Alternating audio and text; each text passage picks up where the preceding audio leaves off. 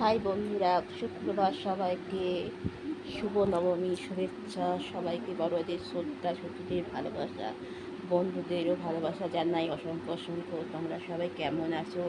আর পুজোর দিনগুলো কেমন কাটছে? কালকে তো আকাশটা খুব রাত্রিবেলা ঘুরঘুর করছিল, তাই না? হ্যাঁ, তখন মানে খাওয়া দাওয়া আমাদের কমপ্লিট হয়ে গেছে, তারপরে ঘুরঘুর করছে। এই দেখো আমার ছেলে এই মুড়ি খাচ্ছে টিভি দেখতে দেখতে। খুব নেশা টিভি দেখতে দেখতে মুড়ি খাওয়া, আর খুব বদমাশি করে জানো তো। আর আমাকে না একটুখানি দাঁড়াতে বসতে দেয় না। যত বড় হচ্ছে তত মানে অশুভ হয়ে মানে বাজে হয়ে যাচ্ছে। কথা বলতে নাই পারো, ভালো লাগে না বলো? সবসময় কি ভালো লাগে মানুষের?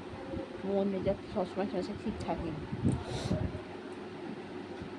আর কী করবো বলো? আমি এই যে বসে আছি চেয়ারে, ওকে বলছি মুড়িটা তাড়াতাড়ি খেয়ে নে। আর আমার শরীরটা হচ্ছে গো, কালকে থেকে এত গরম।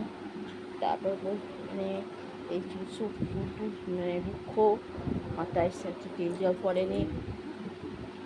আর একাদশীর দিন আমাদের খাট। আর যে মুড়িটা খেয়ে নিয়ে ঘরে জল আনতে যাবো, এসে কিছুটা কাজ টাজ সেরে স্নান করবো।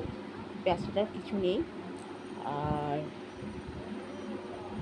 তোমরা সবাই, আজই তো মানে কুমারী পুজো, অনেক বাড়িতে মন্দিরে সব আনন্দ হয়ে গেছে।